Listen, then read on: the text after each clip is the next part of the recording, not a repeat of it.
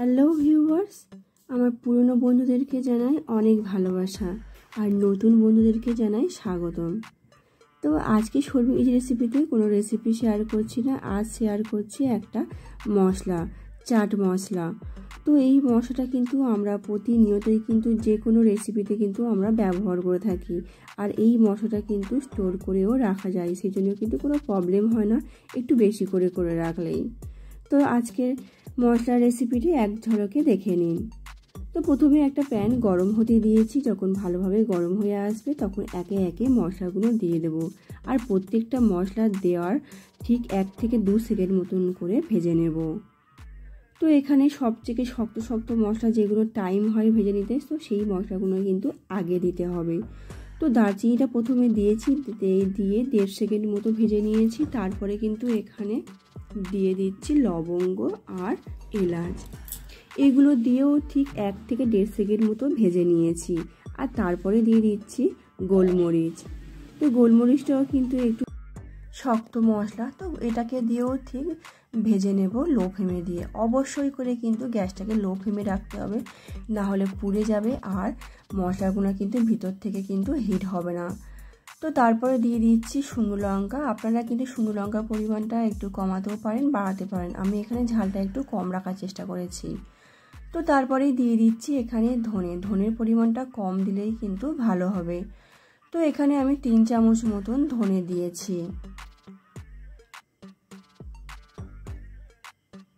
তো লো ফ্লেমে রেখে একটু নাড়িয়ে চাড়িয়ে 1.5 সেকেন্ড মতন ভেজে নেওয়ার পর দিয়ে দিচ্ছি মৌরির ভাগটা কিন্তু আমি এখানে 2 চামচ দিয়েছি, কারণ খুব বেশি মৌরি দিলে কিন্তু ভালো লাগবে না।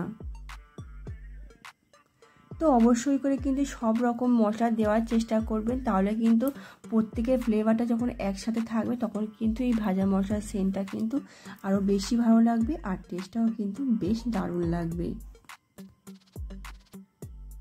তো তারপরে এখানে জিরে দিয়ে দেবো। তো জিরের ভাগটা এখানে বেশি রাখলেও কিন্তু ভালো হয়। আমি এখানে কিন্তু সব কিছু পরিমাণটা যেরকম বলেছি, আর জিরের ভাগটা কিন্তু সবথেকে বেশি 4 চামচ মতন আমি এখানে জিরে দিয়েছি। তো জিরে দিয়েও হালকা করে ভেজে নেব। তারপরে দিয়ে দিতে হবে তেজপাতা। তো তেজপাতার ফ্লেভারটা কিন্তু বেশ ভালো আসবে, গুঁড়ো হয়ে যাবে পুরো একদম, বেশ কিন্তু ভালো লাগবে।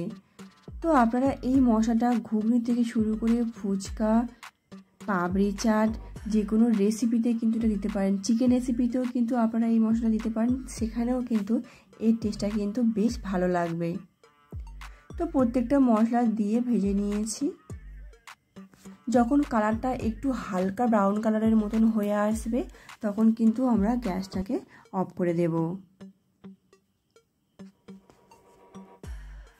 কোনো মশলা কিন্তু পুড়ে যাবে না, সেটা কিন্তু খেয়াল রাখতে হবে। তো আমি একটা তেজপাতা ভেঙে দেখলাম যে খুব সুন্দরভাবে কিন্তু এটা মানে মাঝখান থেকে ভেঙে গেল।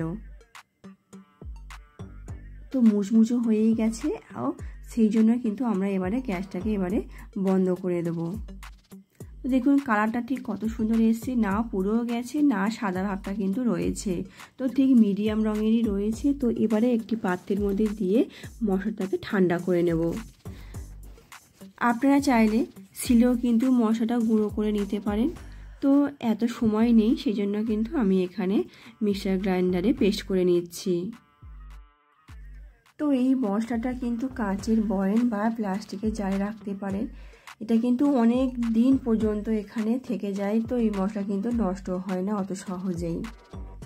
তো ভিডিওটি কেমন লাগলো অবশ্যই করে কমেন্টে জানাবেন, আর লাইক শেয়ার কমেন্ট করে আমার পাশে থাকবেন। আর আপনি যদি আমার চ্যানেলে নতুন হয়ে থাকেন সাবস্ক্রাইব করে আমার পাশে থাকবেন।